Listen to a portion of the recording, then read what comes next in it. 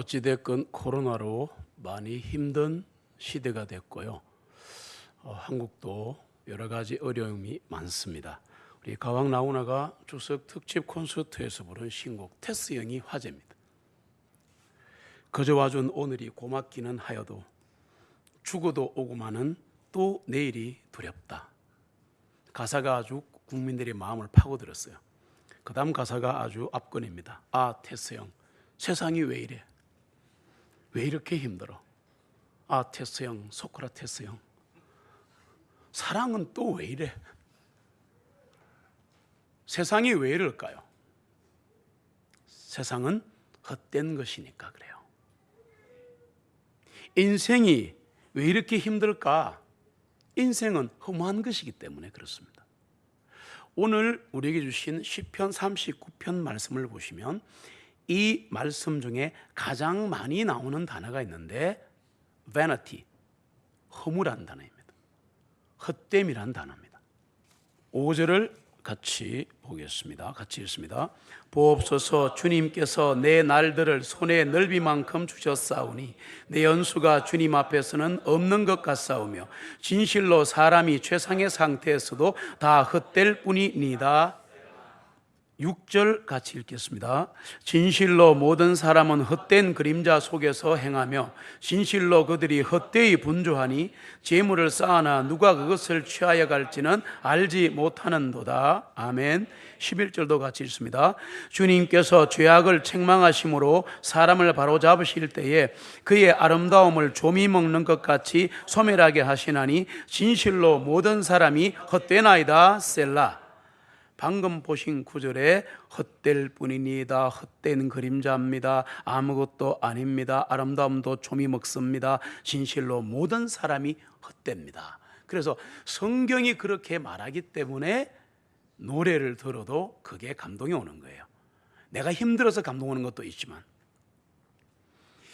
여기서 헛됨이라는 단어, 허사라는 단어, 허무라는 단어, 이 단어가 히브리어로 헤벨이라는 단어인데 단순히 숨이라는 뜻입니다. 이게 허무라는 뜻입니다. 시편 39편은 인생의 허무를 증언하고 있습니다. 인생이 허무하다는 것은 확실한 사실입니다. 많이 살아본 사람일수록 인생은 아무것도 아니라는 것을 점점 깨닫게 되어 있습니다. 여기 인생의 허무에 대한 진실한 증언이 있는데, 그런데 이 시편 39편은 결코 비관을 말하는 게 아니에요. 허무를 말하는 게 아닙니다. 허무를 넘어서려고 다윗이 얘기한 거예요.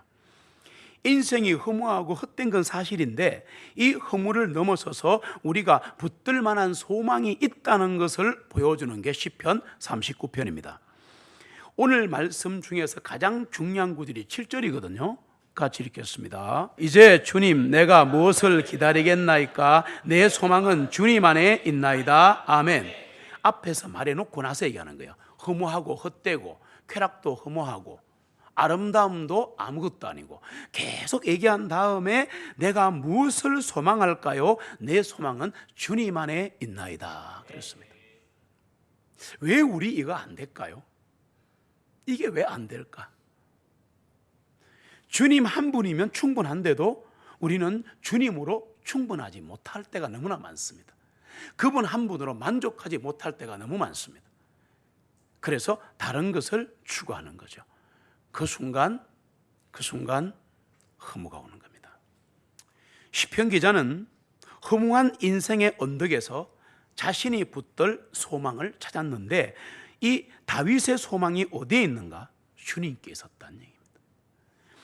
그는 주님 안에서 소망을 발견합니다. 시편 39편은 다윗의 인생관을 노래한 것이면서 성경의 이야기가 되어버린 겁니다. 다윗은 시편 1절로 6절에서 인생의 모순을 얘기하고 있는 겁니다. 인생의 모순을 말하는 거예요.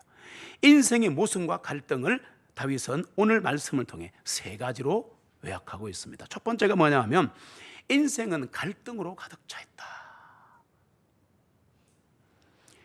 인생 살다 보면 우리는 인간관계의 갈등을 어쩔 수 없이 겪게 됩니다. 인생을 살다 보면 어마어마한 인간관계를 경험하는데 다윗에게도 그런 경험이 있었다. 여러분, 다윗이 굉장한 위대한 왕인데 왕 되기 전에 얼마나 우스운 인간인 줄 압니까? 집에 자식이 8명이 있는데 아버지 이름이 이새인데 이새의 아들 8명이 있는데 그 다윗 8명 아이들 중에 말자로 태어났어요. 고대 시대는 이 막내로 태어나면 인간 취급을 안 해요. 왜? 노동력이 없으니까 그런 거예요. 그래서 사무엘이 사울 왕이 하나님이 버리시고 난 다음에 왕을 세우기 위해서 이새의 집을 찾아갑니다. 성령의 권능에 힘입어 찾아갔는데 첫째 아들 엘리압 보니까 덩발이 이렇고 잘생겼으니까 보자마자 속으로 하나님께 기도합니다. 하나님, 이 사람입니까? 아니다. 너가 볼 때 멋있는데. 그래, 그다음에 둘째 아들, 셋째 아들, 7대까지 다 봤어요. 하나님이 사인이 없는 거야. 그래 사무엘이 그 이새한테 뭐라 그러냐면 말고 없나 이래 물었어요.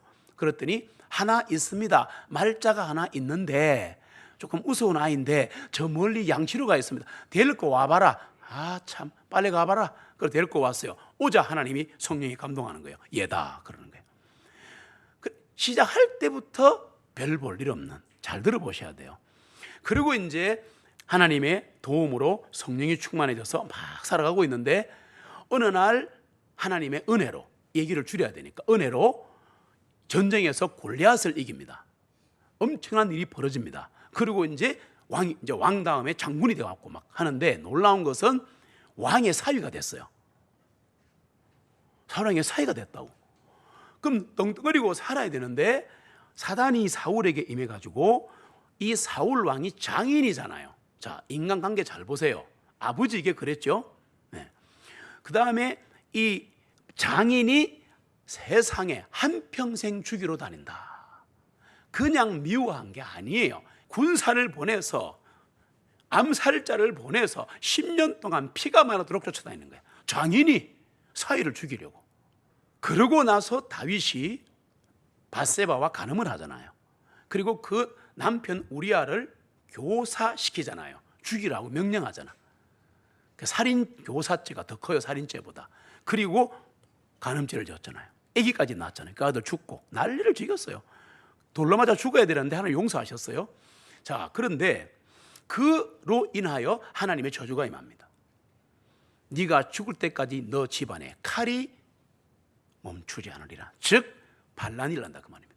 그래서 너무너무 사랑하는, 진짜 요즘 같으면 장동건 100배는 더 미남인 압살롬이라고 있었어요. 성경에 보시면 온 이스라엘 여인들이 사모하는 사람이라 그랬어요. 너무 잘생겨가지고 머리도 길고 막 이래가. 그때 벌써 장발이었어요.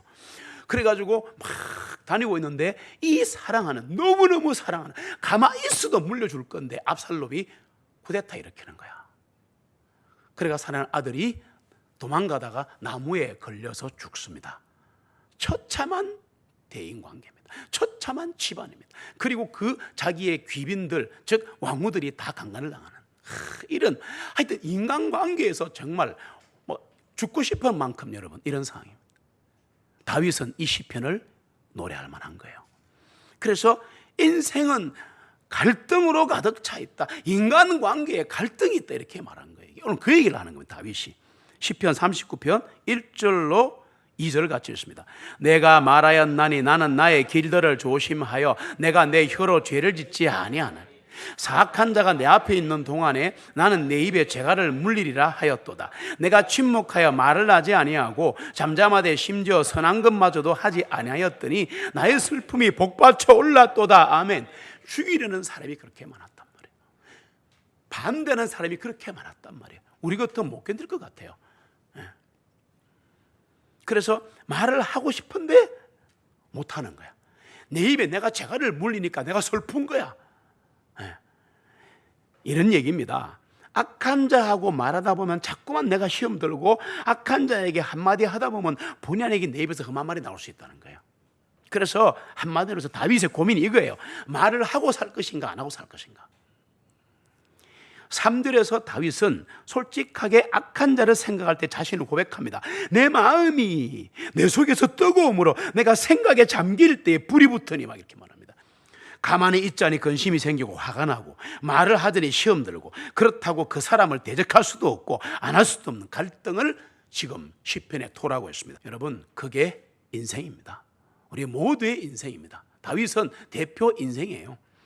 이런 인간관계 속에 고민하며 가는 중에 인생에 갈등이 있다고 지금 증거하는 거예요. 영국의 유명한 정치가이자 군인이었던 디즈레일리라는 사람이 있는데, 늙어서 잘 사는 사람이에요. 디즈레일리 그러면 아주 영국에서 유명한 정치가입니다. 그런데 늙어서 자신의 인생을 회고하면서 일기장에 남긴 글이 참 웃깁니다. 인생, 그것은 모순이 아닌가. 내 청춘은 오류의 생애였다. 그리고 내 중년은 갈등의 생애였다. 내 노년은 후회의 생애였다. 인생 그 모순이요. 이러고 죽었어요. 잘 사는 사람이에요. 네, 잘 사는 사람이에요. 청년 시절은 맨날 실수하다가 보내고, 중년 시절은 갈등하다 보내고, 노년은 후회하다가 마치고, 여기에 인생의 갈등이 있다. 그러고 죽었다고 말입니다. 두 번째로 다윗이 뭐를 말하냐면, 그와 같이 갈등이 있는 인생은 한계를 지닌 인생이다.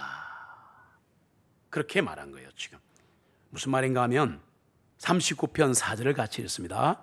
주님, 나의 종말과 나의 날들의 한도를 나로 하여금 알게 하시어 내가 얼마나 연약한 존재인지를 알게 하옵소서. 5절도 읽습니다. 보옵소서, 주님께서 내 날들을 손의 넓이만큼 주셨사오니 내 연수가 주님 앞에서는 없는 것 같사오며 진실로 사람이 최상의 상태에서도 다 헛될 뿐이니이다. 셀라. 그랬습니다. 여기서 나온 거예요.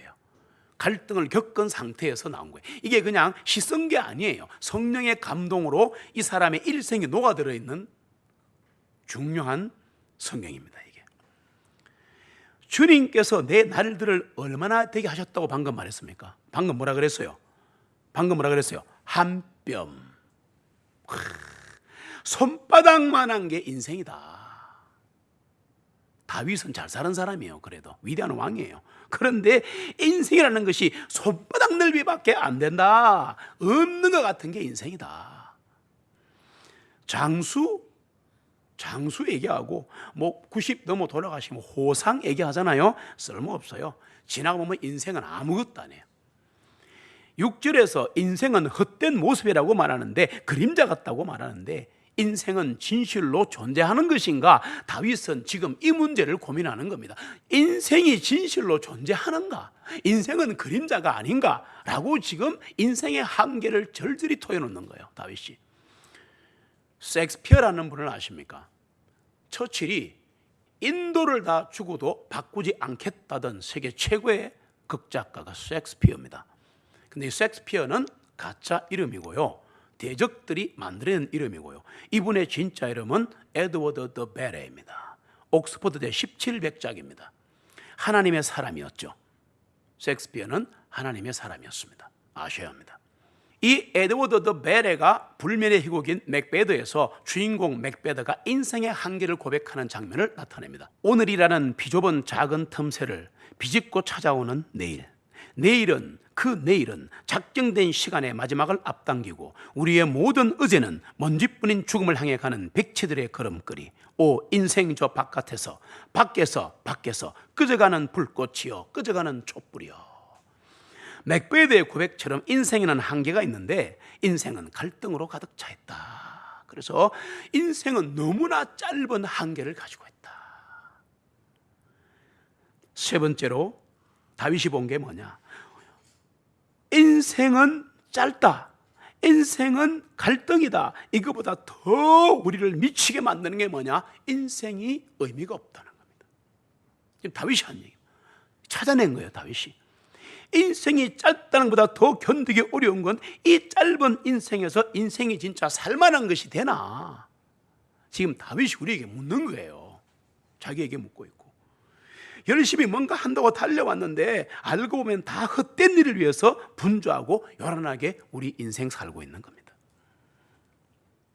사람마다 든든히 선 그때도, 성공이라고 말하는 그 순간도, 내 인생의 절정기구라고 흥분하는 그 순간도 실체를 들여다보면 다 헛된 거라고 성경이 증거합니다.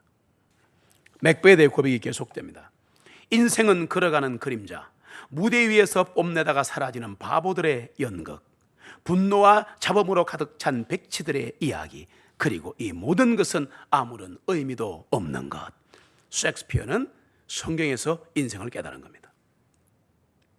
인생은 의미가 없다는 것에 실망하면서 인생은 아무것도 아니요 헛된 것이라는 걸 우리가 다 알아요. 사실은 알면서도 왜 우리는 여기에 매달리는가?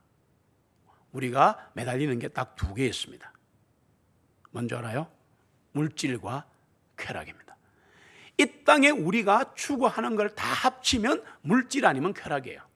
성경이 그렇게 말한다. 오늘 39편이 재물이 내 인생에 어떤 의미라도 줄까 해서 재물을 쌓아보지만 문제는 써보지도 못하고 죽는다고 시편이 경고하는 겁니다. 여러분, 죽은 사람의 수위에는 주머니가 없어요. 왜? 떠날 때는 아무것도 없이 가야 되기 때문에. 그런데 우린 잡아보려고 너무 애쓰는 것 같아요. 그런가 하면 어떤 사람들은 쾌락을 추구합니다. 11절에 보시면 beauty라는 단어가 나옵니다. beauty라는 단어가 나오는데 아름다움이라는 단어가 나오는데 이 아름다움을 여기서 어떻게 썼냐면 쾌락에 대한 탐닉으로 썼습니다.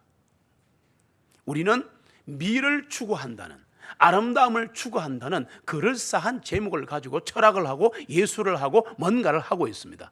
낭만, 우아함 얘기합니다. 성경은 이것을 쾌락의 허물이라고 말을 하는 겁니다.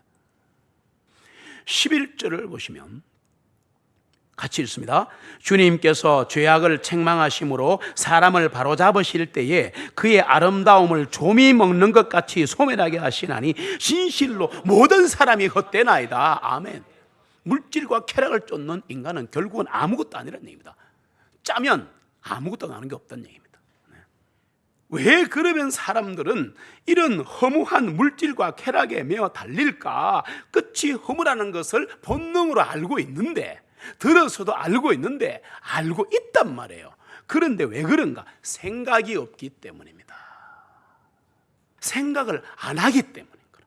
시편 기자는 그런데 놀랍게도 인생의 결론을 허무라고 말하지 않는다. 너무 감사한 거예요. 허무하다 해놓고 아니라는 거야. 언제나 성경은 패러독스입니다. 역설입니다. 허무한 인생의 무대에서 우리가 추구해야 할 의미 있는 삶을 다윗이 찾아낸 거야. 그게 뭔가? 세 가지를 우리에게 얘기하는 거예요. 첫 번째가 뭔가? 용서를 구하면서 살아가는 삶.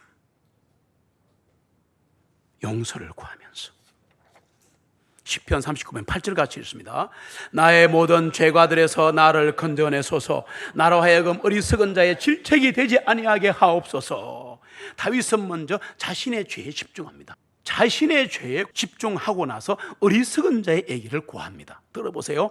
악한 사람은, 보세요, 나를 괴롭히는 사람은 나에게 의도적으로 상처를 입힙니다. 그렇습니다.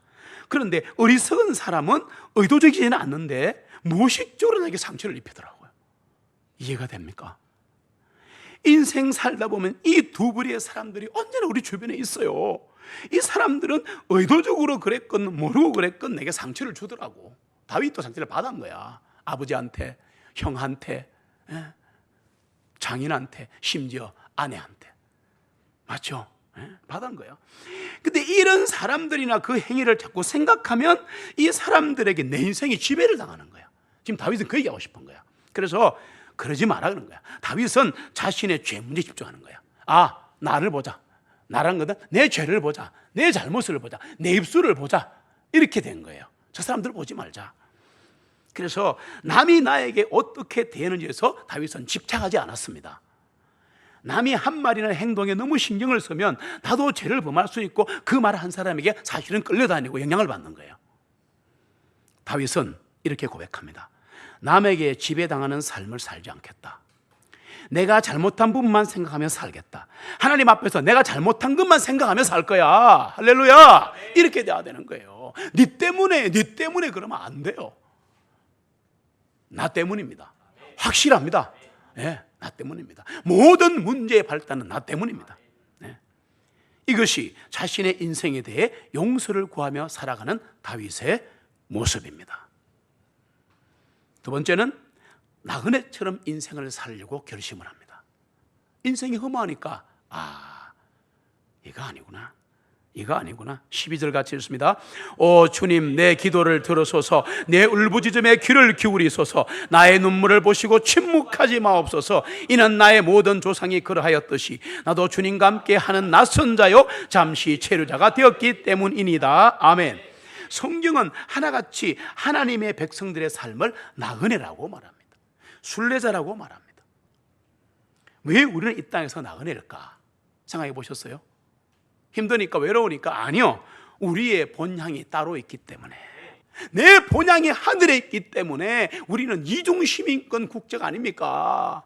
하늘의 시민권이 있고 이 땅에 대한민국 시민권이 있어요. 더 중요한 건 하늘의 시민권이야. 그거 없으면 지옥 가는 거야. 하늘의 시민권을 가지고 이 땅의 시민권을 구사하는 사람들 아닙니까? 그러면 우리의 생각은 위에 있어야 되는 거야. 이 땅을 아무리 바라보고 들이받아봤자 먼지만 마십니다. 하늘을 바라보셔야 돼요. 왜냐? 우리가 돌아갈 것은 하늘나라잖아요. 하늘나라잖아. 나그네가 자기 집이 아닌 곳에 잠시 머물다 가는 이곳에 지나치게 애착을 가지면 본향 가는 길이 힘든 거예요. 가기 싫은 거야. 여기가 좋사오니. 근데 여기는 다 허무하고 여기는 다 쾌락밖에 없고 여기는 핍박밖에 없는 곳인데 어쩌려 그래요? 베드로전서 2장 11절 같이 읽습니다.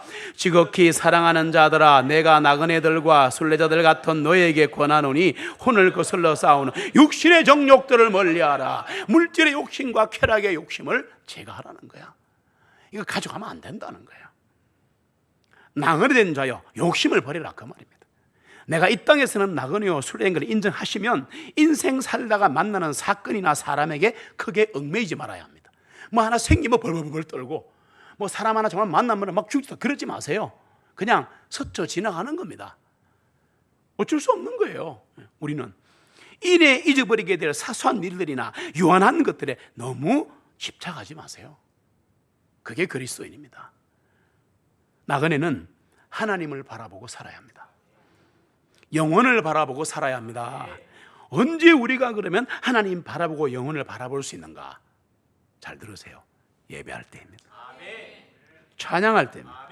기도할 때입니다. 하나님과 함께 할 때입니다. 그때 우리가 영원히 보이는 거예요. 그리고 구원받은 하나님의 사람들과 함께 있을 때 본향을 생각하게 되는 거예요. 그래서 모이라는 거예요. 여러분, 우리는 하나님과 동행할 때만이 영혼을 향해 갈 수 있고 본향을 향해 갈 수 있습니다. 남은 인생 나그네로 사시기 바랍니다. 마지막으로 다윗은 세 번째로 작은 소원 하나를 주님께 아뢰면서 끝냅니다. 13절 마지막 절 같이 읽습니다. 오 나를 용서하시어 내가 떠나가서 아주 없어지기 전에 나로 하여금 기력을 회복하게 하옵소서. 아멘. 오늘 이 세 가지 붙들고 기도하면 기도가 되게 됐을 거예요. 지금 다윗은 하나님께 일어설 힘을 달라고 기도하는 거야. 인생은 갈등투성이입니다. 막 그러면서 고민하다가 나는 용서하며 살아야겠다. 나그네로 살아야겠다. 그러니 주여 힘을 주시옵소서. 이렇게 된 거 아니에요. 오늘 이 기도하셔야 되는 거예요. 인생은 아무것도 아니군요. 내 꿈, 내 아망 아무것도 아니군요. 알겠습니다. 용서하며 살겠습니다. 용서받으며 살겠습니다. 나그네로 살겠습니다. 그러니 주여 힘을 주옵소서. 잊지 마세요. 내가 주님을 찾으면 주님은 언제나 나를 용서하십니다. 주님의 마음을 가질 때 우리는 나를 아프게 한 그 사람을 용서할 수 있습니다. 그리고 가장 용서하기 힘든 나 자신도 용서할 수 있다. 주님이 그 힘을 주실 것이니까. 인생이 힘들고 허무하십니까? 믿다가 지쳐 쓰러졌습니까? 눈을 들어 하늘을 바라봅시다. 하늘 가는 길이 내 앞에 있잖아요. 우리의 본향은 저 하늘입니다. 우리의 소망은 저 하늘에 계신 주님이십니다. 주님을 바라보시고 주님을 기다리시기 바랍니다. 나는 부족하여도 우리 주님 안아주시고 힘 주실 것입니다. 모든 소망 주님 안에 있습니다.